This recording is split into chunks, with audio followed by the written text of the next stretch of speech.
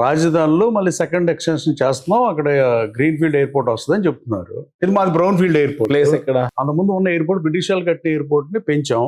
Terminal building కడతాక 6 సంవత్సరాలు పట్టింది. సిగ్గుచేటు అది. ఇప్పుడు తొందరగా పనిచేసి రేపు జూన్ కి టెర్మినల్ అయితే ఓపెన్ చేస్తాం. కానీ ఈ ఎయిర్పోర్ట్ ఉంటుందా అంటే అమరావతిలో పెద్ద ఎయిర్పోర్ట్ వచ్చిన తర్వాత ఈ ఎయిర్పోర్ట్ వేరేగా వాడుకుంటాం. ఓకే, డెఫినెట్ గా. సో గ్రీన్ ఫీల్డ్ ఎయిర్పోర్ట్ అనేది ఎక్కడో ఒక చోట వస్తుంది, ల్యాండ్ అలొకేషన్ జరగాల్సింది ఉందంట. ప్రభుత్వ ఆలోచన అలా ఉంది కదా. బ్రౌన్ ఫీల్డ్ ఎయిర్పోర్ట్ దీన్ని అంటే ఇవాళ బాంబేలో 1690 ఎకరాల్లో ఎయిర్పోర్ట్ ఉంది, ఇంటర్నేషనల్ కనెక్టివిటీ ఉంది, ఇండియాలో బిగ్గెస్ట్ ఎయిర్పోర్ట్ ఉంది, వాణిజ్య రాజధాని బాంబే ఎయిర్పోర్ట్ కూడా 1600 ఎకరాల్లో ఉంది. కానీ వాళ్ళు మారుతున్నారు కదా.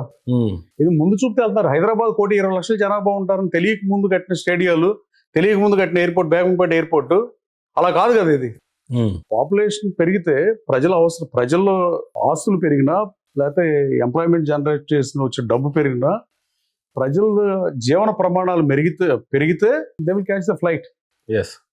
Most of the NRIs are here and most of the NRIs సర్కారు జిల్లాలు, నాగరికత మొట్టమొదటి పుట్టిన జిల్లాలు ఈ కృష్ణా, గుంటూరు, ఈస్ట్, వెస్ట్, ఈ 4 ఒకే జిల్లాగా ఉండే 1925 ముందు. ఈ జిల్లా వాళ్ళే ఎక్కువ మంది ఉన్నారు. అమెరికాలో ఉన్న, ఆస్ట్రేలియాలో ఉన్న, సింగపూర్లో ఉన్న. ఇంటర్నేషనల్ ఫ్లైట్ వేస్తే మీకు ఒక టికెట్ కూడా ఖాళీ ఉండదు. కానీ వైబిలిటీ క్యాప్ ఫండింగ్తో నడపాల్సిన పరిస్థితుల్లో చంద్రబాబు నాయుడు గారు నడిపాడు అంతకుముందు. మన సింగపూర్ ఫ్లైట్ నేనే ప్రారంభించాను. సో బాగానే ఉంది సర్వీస్. ఇప్పుడు నేను కనుక మా ఎయిర్పోర్ట్ మా దగ్గరే ఉండాలి, అమరావతిలో వద్దంటే అది ఒక బ్రేకింగ్ న్యూస్ లాగా అవుతుంది. ఏమైనా ఒక కొత్త ఉద్యమం తలపెడతారో దానికే అలాగే ఉంది. అసలు నాకు తెలిసి బ్రేకింగ్ న్యూస్ అనేది ఈ రాష్ట్రంలో ఒకే ఒకసారి చూశాను. రాజశేఖర రెడ్డి గారి చేపర్ మిస్ అయింది అన్నప్పుడు బ్రేకింగ్ న్యూస్ తప్ప రోజు చేసి అన్ని న్యూస్లు బ్రేకింగ్ న్యూస్ ఎలా అవుతాయి? న్యూస్ నవ్వు అంతే. సరే, ఒక విషయం చాలా స్పష్టంగా చెప్పాలి. వైసీపీ ప్రభుత్వం అవలంబించిన పద్ధతిని 3 రాజధానుల విధంగానే చెప్పకుండా టీడీపీ అదే వైఖరి చూపిస్తుందనే వాదన వినపడుతుంది.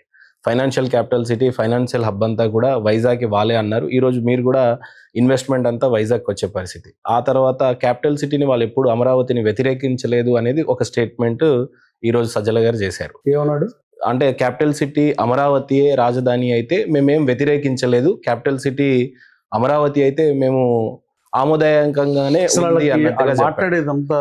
ఏదేమైనా టీడీపీ 3 రాజధానుల దిశగానే కనపడుతుంది కానీ చెప్పట్లేదు అనే నినాదాన్ని మీరు ఏ రకంగా? కాదండి, అమరావతిలో 31 గ్రామాలకు ఉన్న అమరావతి కలపమని నేను పేపర్ ఇచ్చాను. అప్పుడు రాజకీయాల్లో లేదు.